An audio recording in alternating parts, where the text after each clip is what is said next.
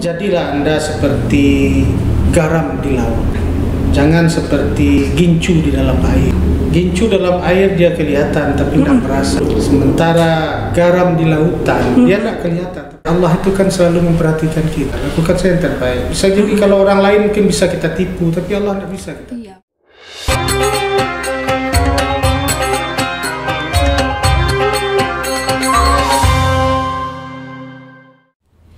Assalamualaikum warahmatullahi wabarakatuh. Selamat datang di Studio Podcast Kantor Wilayah Kementerian Agama Provinsi Sumatera Barat. Nah, di studio ini kita akan kedatangan tokoh-tokoh yang senantiasa akan berbagi sambil berbincang-bincang santai bersama saya Muslimah Hikam dalam program Babisan, berbagi sambil berbincang-bincang santai.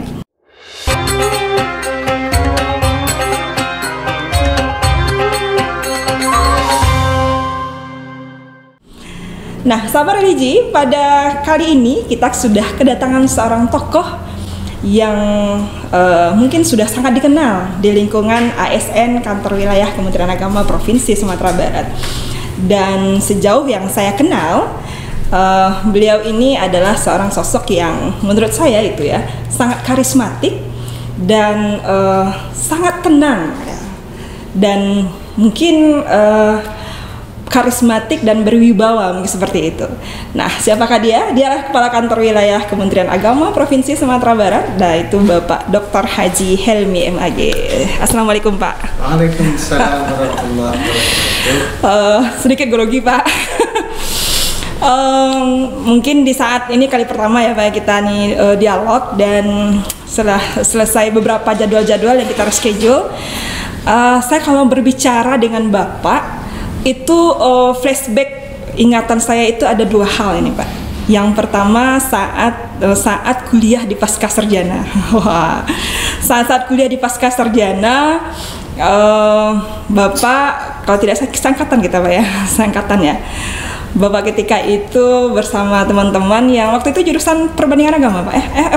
Pemikiran pemikiran Islam. Tapi satu yang saya kenal Pak, Bapak sangat cepat gitu menyelesaikan studinya. Ini yang ingin saya ambil, dan setelah itu ketika S3 juga Bapak demikian, cepat penyelesaian studi. Kira-kira motivasi apa itu Pak? Kok bisa cepat penyelesaian studinya? Baik, terima kasih Bu Dr. Muslimah. Iya. Yang pertama, semua yang kita lakukan, semua yang kita jalani ini semua adalah ibarat air mengalir.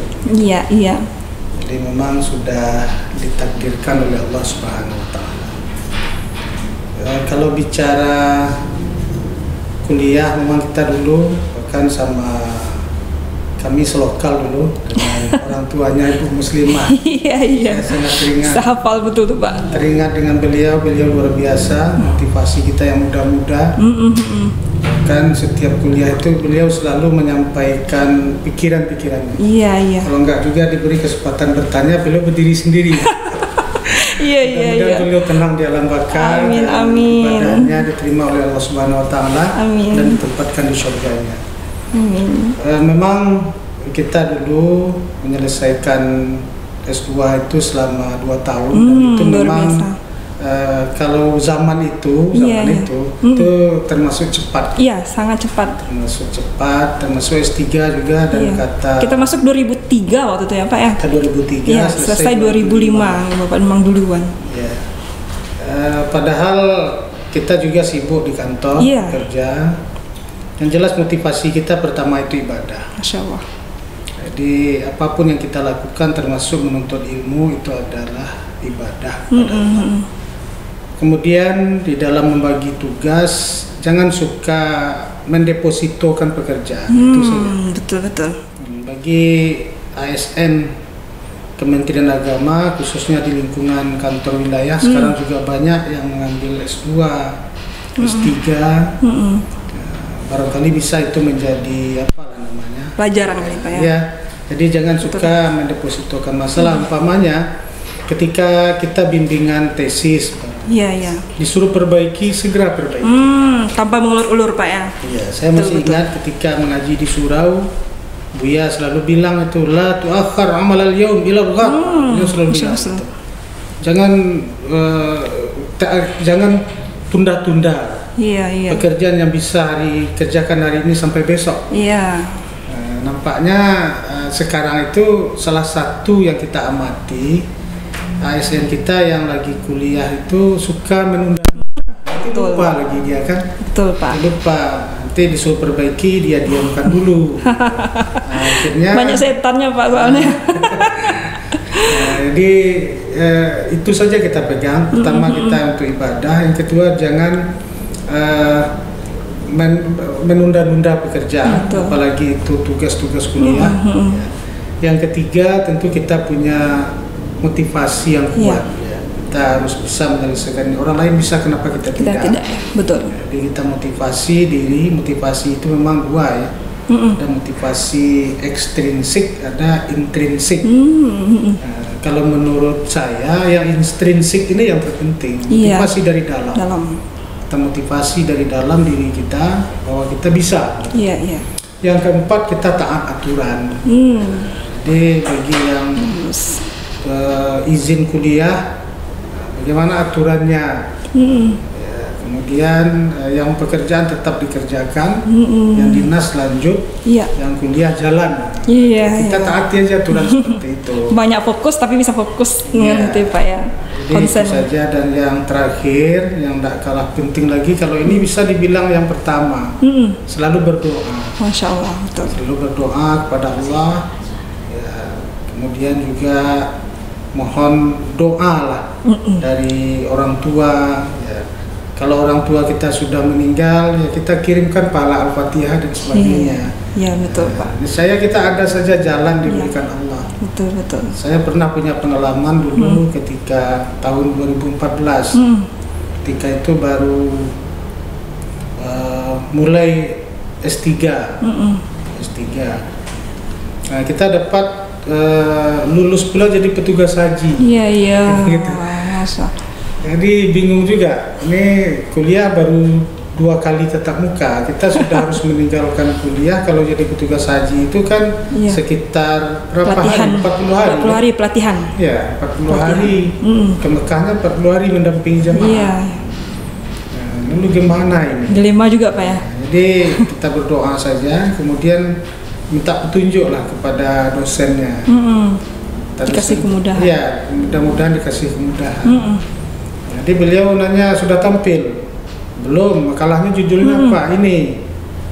Kalau begitu, ini itu ibadah itu. Iya. Itu kita mau mendampingi jamaah haji.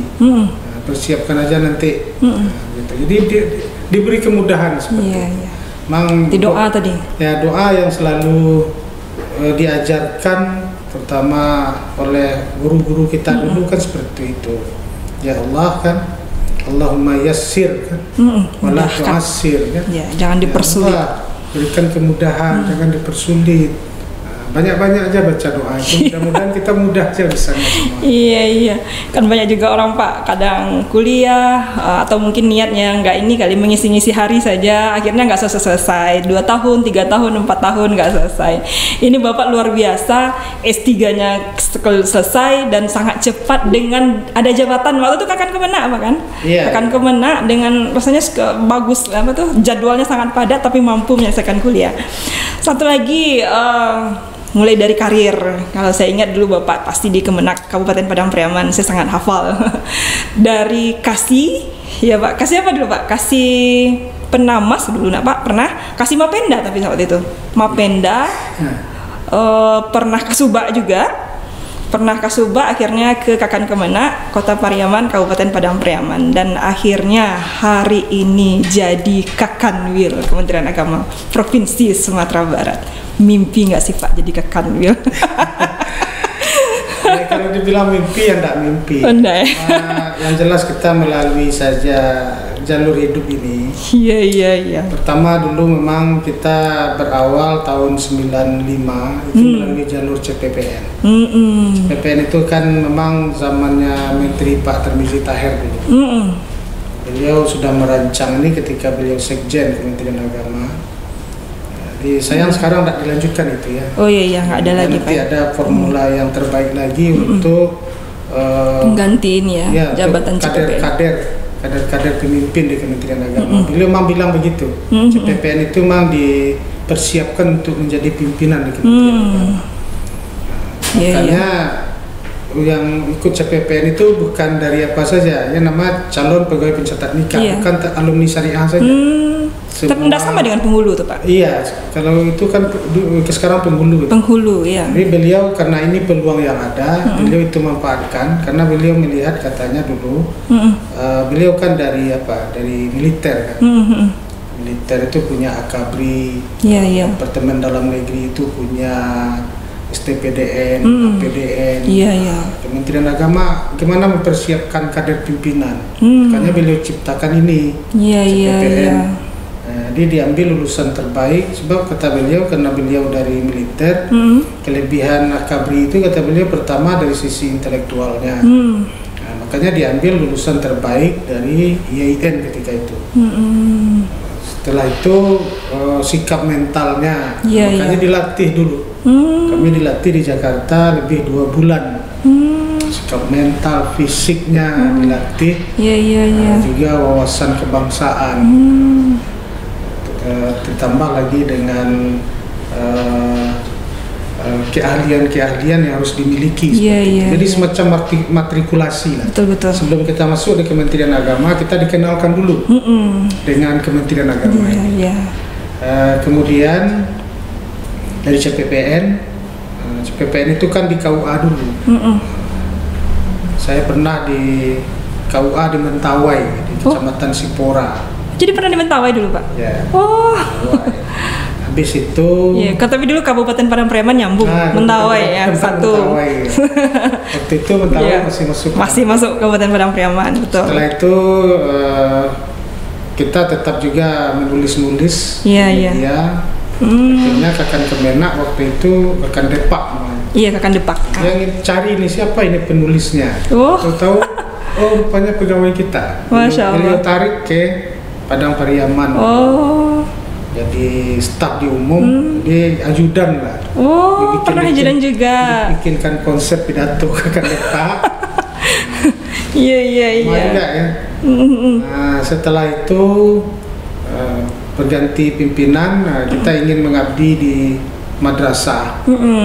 Jadi saya juga pernah jadi guru. Guru karena juga. Punya akta 4. Iya. Di kuliah juga ada di tarbiyah dulu.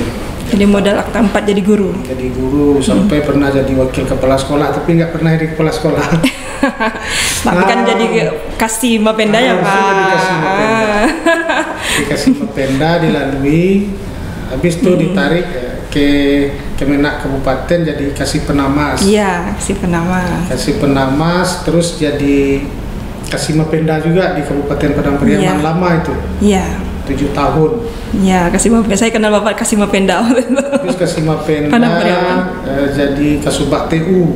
Kasubag TU Kota Pariaman. Terus kita 2 tahun. Habis itu jadi Kakan Kemenak ya. Kasih Bimas tuh. Kembali lagi kasih Bimas. Dari kasih Bimas itu jadi PLT Kepala Kemenak Kota Pariaman. Sekitar 10 bulan lebih. Baru dilantik jadi Kakan Kemenak Kabupaten Padang Pariaman 2017. Dari Padang Pariaman, di akhir-akhir di Padang Pariaman ini kita tidak tahu juga kapan berakhirnya.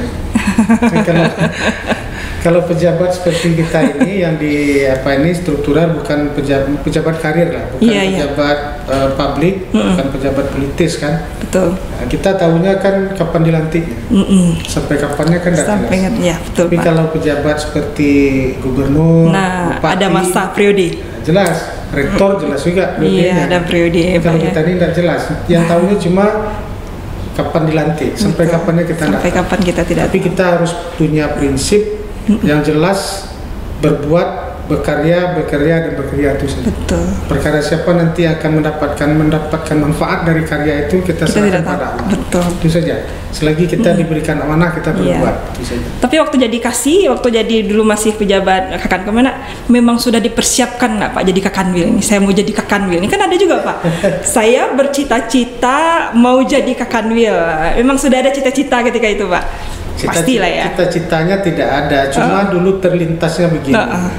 Ketika kita sudah di Gembleng di Jakarta itu di CPPN, kita kan bawa ke daerah kan. Pertama di Kanwil dulu. Nah, ketika di Kanwil itu kita lihat-lihat, gimana ini kalau bisa kita jadi orang nomor 1 belakang. Iya ya. Nah, setelah itu kita kan dibawa ke daerah. Nah, ke daerah kita juga di kabupaten gitu kan. Iya. Terlintas juga. Oh enak kayaknya ini jadi Kakak Kemenak. Tapi tapi bukan enaknya, mungkin yang terbayang itu adalah tanggung jawab. Betul. Karena terlintas gimana caranya bisa pula jadi orang nomor 1. Tapi sudah dicita-citakan ya Pak, berarti dari awal. Tetapi kalau sudah dicita-citakan berarti kan sudah persiapkan diri Pak, sudah dipersiapkan diri untuk menjadi tampil menjadi orang yang nomor 1. Pak, satu lagi, ada enggak Pak pengalaman selama jadi pejabat yang paling berkesan gitu? Selama Bapak menjadi pejabat, atau mungkin di Kakan Kemenak, atau mungkin jadi kasih atau kasubag dari segala perjalanan karir gitu. Iya. Jadi kalau tadi ceritanya dipersiapkan enggak pula. Kita melalui saja. Ketika ada melalui seperti air mengalir. Ketika ada peluang, itu ada peluang, ada kesempatan kita ikut. Seperti kemarin itu kan ada jabatan tinggi Pratama. Ada prosedurnya Pak ya. Ada prosedurnya kita ikuti itu saja. Jadi kalau kami dari dulu itu punya prinsip 5 juga. Pertama, ketika kita melakukan sesuatu kita harus yakin dulu. Yakin kita bisa. Iya, pasti Pak. Jadi yakin itu kan sesuai juga itu. Dalam hadis qudsi kan dikatakan, ana indaz zanni abdi. Betul. Jadi kalau yakin saja tidak, mana mungkin kita berhasil seperti itu. Yang kedua, tentu kita perlu fokus. Jadi ketika kita mengikuti jabatan tinggi Pratama ini, kita mau fokus. Serius kita persiapkan, cari di Google, cari di mana, tanya siapa yang pernah ikut, kira-kira ujiannya kayak apa, cari bahannya dikuasai. Iya. Yang ketiga, terus semangat kita. Kita harus semangat. Yang keempat, kita taat aturan seperti itu. Kita taati aturannya. Tesnya kapan, wawancara diikuti, semuanya diikuti, taati aturan. Yang kelima tentu doa tadi kan. Makanya kami atas nama pribadi lah, tentu mengucapkan terima kasih atas doa, dukungan kawan-kawan semuanya. Kita kan tidak tahu ini banyak yang mendoakan gitu kan. Kemudian yang paling berkesan itu rasanya ini pernah juga kami ungkapkan dulu ketika wawancara tentang wawancara psikologi lah. Jadi rupanya untuk meloloskan seseorang, banyak penyuluh agama dulu, penyuluh agama honorer. Itu banyak juga yang menelpon. Pak, tolong ini saya, namanya itu. Iya. Lalu menghadapi hal ini tentu kita jadi kasih penamas waktu itu ya. Kita tentu harus harus bijaksana. Lalu saya jawab begitu. Yang penting Bapak ikuti saja prosedurnya. Iya. Gunakan Bapak ikuti prosedur, ikut tes. Kalau nilainya bagus, insya Allah dia lulus. Jadi kita bisa bayangkan itu. Untuk hal yang seperti itu saja, itu orang masih minta bantuan. Betul Pak. Makanya karena kita fokus di aturan, untuk menghadapi hal itu kita perlu rambu-rambu. Atau kita perlu semacam regulasi SOP. Sehingga kita tidak terjebak. Dan kita tidak melakukan hal-hal yang di luar aturan. Ini yang perlu. Jadi makanya untuk penerimaan honorer ini kita bikin rambu-rambu, bikin aturannya. Jadi silakan masuk. Jadi alhamdulillah dengan seperti itu kita selamat. Betul. Jadi kalau tidak nanti jadi apa itu? Jadi bumerang begitu. Jadi kepada kawan-kawan baik di Kemenak Kabupaten Kota, para pejabat kita ikuti aturan. Kita bikin SOP-nya jelas. Jadi jangan keluar dari itu. SOP itu artinya kan kerjakan sesuai yang tertulis, tulis sesuai yang dikerjakan. Betul. Bikin SOP kan memang kita. Iya. Jadi kita lalui itu. Kalau sudah ada SOP-nya, berarti sesuaikan saja dengan itu. Insya Allah aman, Pak ya. Aman. Ya ini banyak juga Pak tadi pelajaran yang mungkin menarik juga tadi. Kadang banyak orang yang punya cita-cita ingin menggapai sesuatu, pengen jabatan sesuatu, tapi tidak memanage dirinya. Maunya jadi pejabat eselon 3 atau mungkin yang lebih di atas dari itu, eselon 4, eselon 3, tetapi tidak memanage dirinya menjadi yang lebih baik, bahkan mungkin hanya bisa mencerca orang lain saja. Nah ini mungkin pelajaran berharga dari Bapak tadi. Kita bekerja sesuai dengan aturan dan insya Allah ini akan selamat. Dan apapun nanti ya seperti Bapak katakan aliri saja, tetapi sudah dibangun dirinya sudah dibangun, mengaliri potensi. Dan terusnya Pak, kali ini cuplikan saja barangkali, mungkin nanti akan ada kita wawancara khusus untuk ini Pak, tapi setidaknya sudah beberapa bulan Bapak di Kakanwil, kira-kira ini Pak mau dibawa kemana ini Kanwil Kementerian Agama era periode Bapak kayak gitu. Cuplikan saja Pak, nanti kalau nanti semuanya nanti akan ada sesi khusus barangkali mungkin. Jadi kita berjalan, tentu kita menetapkan dulu visi misi. Betul. Visi misi baru kita bikin kegiatan, kita bikin perencanaan. Iya.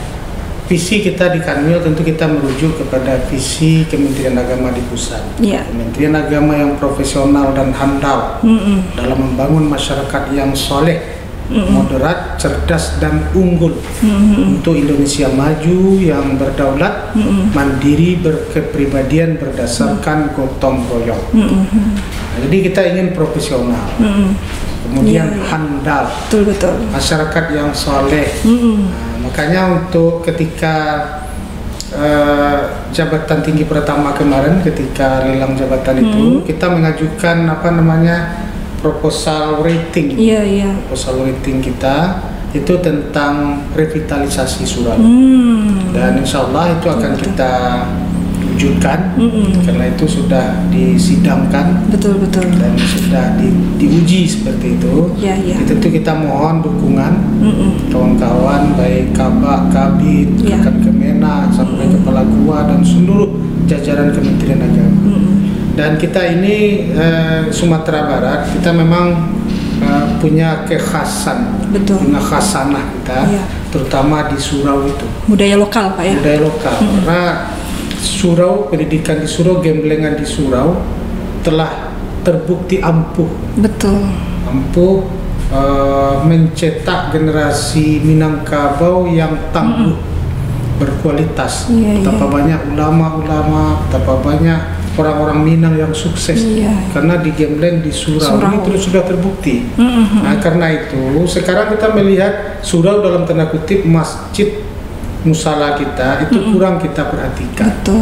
Nah, makanya kita revitalisasi itu. Nah, nanti ada 6 program yang akan kita bawa dalam rangka kita merevitalisasi surau itu. Mantap. Nah, jadi nanti mungkin secara khusus kita bicara tentang kita akan ada nanti, revitalisasi khasanah surau ini.